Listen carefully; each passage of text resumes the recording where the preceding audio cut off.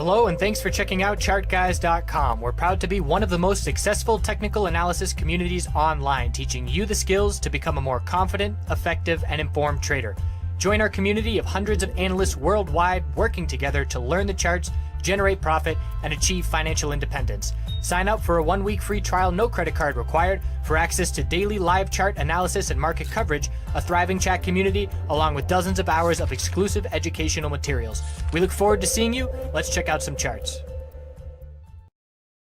Checking in on SPY IWM and QQQ. So today we saw Apple pretty much dictating the tech sector, which pretty much dictated the market, where we had a sell-off first thing, or profit taking, not much of a sell-off, but that led to a bit of a sell-off in the other names that did not see the gap up like Apple did, and the bulls bought the dip as they usually do.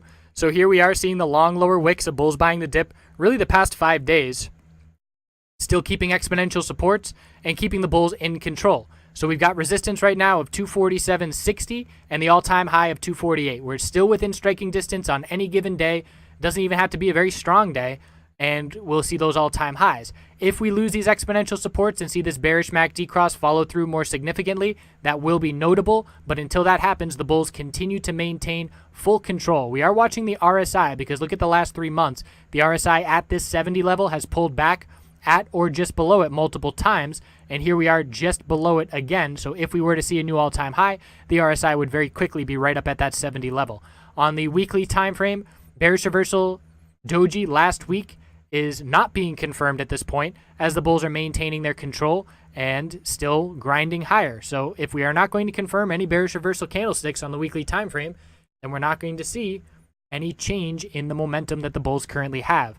IWM, however, is much weaker than SPY now, and we've noted that difference, but it's much more clear today. With the lack of buying of the dip in any way on IWM and a break of the double bottom at 140.97, so a clear bear break, and we're looking down now at the 50-day moving average the bulls are trying to hold. We did close just below that level, and the next base of support is 138.83.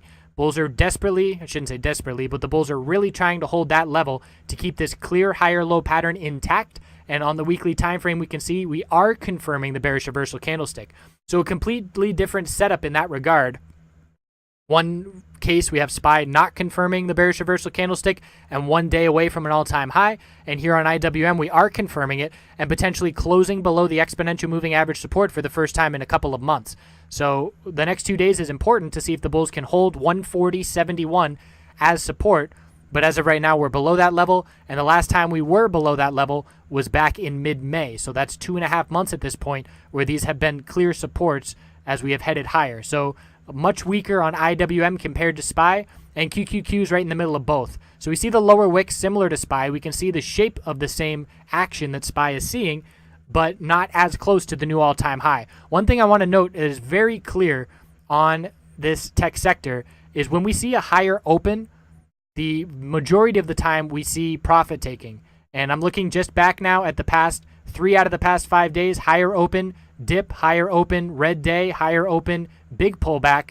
So that is something to note. I would not be going bullish on any tech names if we see a higher open.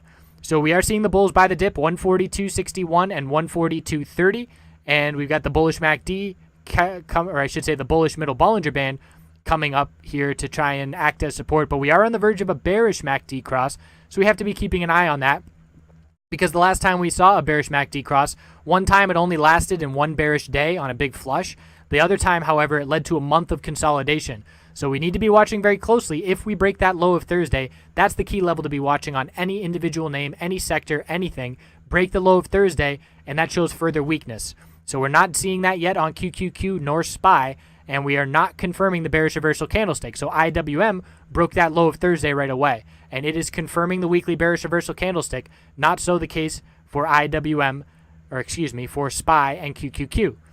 So that's what we're watching. Low of Thursday key support for these names. Otherwise, the bulls maintaining their control. We'll check back in tomorrow. Have a great night.